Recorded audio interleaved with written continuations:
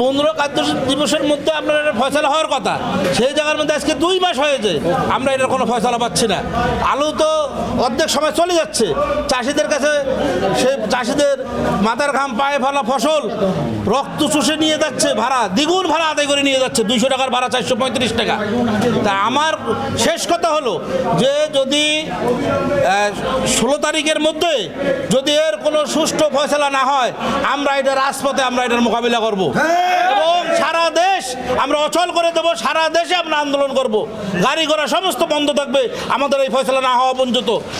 কোলেস্টোর মালিকেরা কত শক্তিশালী হয়েছে, কোটি কোটি চাষি যখন রাস্তায় নামবে তখন কোলেস্টোর মালিকেরা পালাইতেও সময় পাবে না। আর কৃষি বিপণীর কাছে আমার জোরালো অনুরোধ, আপনারা এটা সুষ্ঠু ফয়সালা 16 তারিখের মধ্যে সুষ্ঠু ফয়সালা দিবেন, না হলে দেশে যদি কোনো বিশৃঙ্খলা ঘটে এর জন্য কৃষি বিপণী দায়িত্ব নিতে হবে। তারা একতরফাভাবে গত 25 সালে ভাড়া ডিক্লেয়ার দেওয়ার কারণে আজকে এই পরিণতি সৃষ্টি হয়েছে। তাই বাংলাদেশে যখন আর কোনো ফেসিবাদের জন্ম না হয় এবং এই মুস্তফা বাবু চৌধুরী এখন ফেসিবাদের দোষক, সিন্ডিকেটের হোতা, রংপুরে ওনার 8টা কোলেস্টোর থাকার কারণে রংপুর জেলায় কোনো ফয়সালা হয় নাই। এই কোলেস্টোর মালিকের বিরুদ্ধে বিভিন্ন অভিযোগ আছে।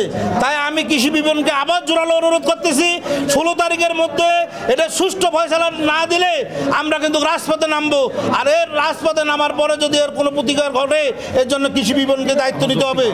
এবং আমরা আরেকটি সিদ্ধান্ত নিয়েছি, রংপুর জেলা আলু চাষি ব্যবসায়ী সমিতি আমরা 300 টাকা ভাড়া দিয়ে 5 টাকা কেজি ভাড়া কোলেস্টোরে জমা দিয়ে আমরা 16 তারিখের পরে আমরা আমাদের আলু বাইর করে নেব। এতে যদি আইন শৃঙ্খলার কোনো অবনতি ঘটে এর জন্য কৃষি বিপণনকে দায়িত্ব নিতে হবে। কৃষক ঐক্য ফাউন্ডেশন ও রংপুর আলু চাষি সমিতি থেকে আজকে আমরা মানববন্ধন আসছি। মূলত পক্ষে 1 বস্তা আলু 60 কেজি স্টোরে রাখতে 430 টাকা তারা নিচ্ছে। এর আগে 12ই জুন আমরা মডার্নে প্রোগ্রাম করেছি, তারা আশ্বাস আমরা সরকারকে জানিয়েছি, সচিবালয়ে গিয়েছি, তারা আশ্বাস দিয়েছেন যে আমাদের স্টোর ভাড়া তারা কমাবে। কিন্তু তারা স্টোর ভাড়া কমানো তো দূরের কথা, তারা চিন্তা ভাবনা করেছে যে স্টোর ভাড়া তারা যেন আরও বাড়ানোর দাবি জানাচ্ছে স্টোর অ্যাসোসিয়েশন। মূলত পক্ষে বাংলাদেশ সরকারকে জনগণের কাছে একটি বিমুখ সরকার করার জন্য এই স্টোর অ্যাসোসিয়েশনে এই আওয়ামী লীগের কিছু দোসর আছে, এই দোসররা চাচ্ছে যেন সরকারের এই ভাবমূর্তি নষ্ট হোক, যেন বাড়িয়ে কৃষকদেরকে মারা যায়, কৃষকরা যেন মরে যায়, মরে গেলে সরকার যেন প্রশ্নের সম্মুখীন হয়। এর জন্য তারা এই স্টোর মানে এসি রুমে বসে আমাদের এই কৃষকদের, রোদে পড়া কৃষকদের ভাগ্য নির্ধারণের জন্য তারা ভাড়া বাড়াচ্ছে। আমরা চাচ্ছি কমাতে, তারা চাচ্ছে বাড়াতে। তাই আমরা আজকে এখানে আসছি, কথা বলছি। যদি আমাদের দাবি তারা না মানে, সারা বাংলাদেশে যে স্টোরের গেটগুলো আছে এই গেটগুলোতে আমাদের কৃষকদেরকে নিয়ে আমরা গেট বন্ধ করে দেবো। এবং আমাদের বাংলাদেশ কৃষক ফাউন্ডেশনের সেন্ট্রাল কমিটির সভাপতি শাহাবুদ্দিন ফজলের সাথে কথা হয়েছে আমার, তিনি ঢাকা শহরে সারা বাংলাদেশ সব কৃষককে নিয়ে এসে এই আন্দোলন আরও দুর্বল করে তুলবেন। বাংলাদেশ কৃষক রংপুর আলু চাষি ও বাংলাদেশ কৃষক ঐক্য ফাউন্ডেশন কর্তৃক আজকে এই বিক্ষোভ সমাবেশে স্টোর ভাড়া হিমাগারের যে আলুর যে ভাড়াটা সেটা কমানোর জন্যই এখানে আসা। আমাদের আলুর বস্তা প্রতি 450 টাকা নিচ্ছে, সেটা 250 টাকার দাবিতে এখানে আসা আর কি। আলু বস্তা প্রতি স্টোর ভাড়া যে 450 টাকা, সেটা আমরা 250 টাকার দাবিতে আমরা গতবারও এটা জুনে আমরা এই আন্দোলনটা করছিলাম, সেটা এখনও ওই দাবিটা মঞ্জুর করা হয়নি। তারই পরিপ্রেক্ষিতে আজকের এই 250 টাকার দাবিতে আমাদের এই আন্দোলনটা। আজকে এখানে আন্দোলন আসছে, আমরা স্মারকলিপি জমা দিব। যদি আমাদের এই আজকে স্মারকলিপি জমা দেওয়ার পরে আমাদের যে একটা আলটিমেটাম দিচ্ছি 16 তারিখ পর্যন্ত, 16 তারিখের মধ্যে যদি আমাদের সমাধান না হয় তাহলে আমরা বৃহত্তর আন্দোলনে যাব এবং 300 টাকা স্টোরে জমা দিয়ে আমরা আলু বাইর করে নিয়ে যাব।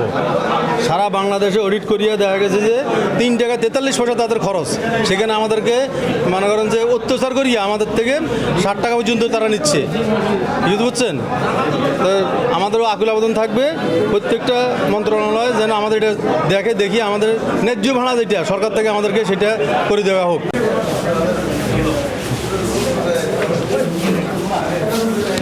আচ্ছা, আমাদের অন্য অন্য যে 8টা জেলা আছে অধিকাংশ জেলায় আমাদের কমিটিতে একটা নির্দিষ্ট মূল্য নির্ধারণ প্রস্তাব পাঠাতে সক্ষম হচ্ছে, কিন্তু আমাদের রংপুরে এই জিনিসটা হয়নি।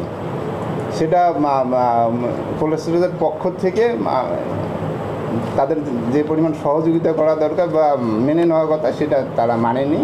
যার কারণে এরকম একটা প্রস্তাব আমরা ঢাকায় পাঠাইছি। এখন তাহলে রংপুরে কত টাকা আছে হিমাগার ভাড়া এবং কৃষকরা কত যাচ্ছে?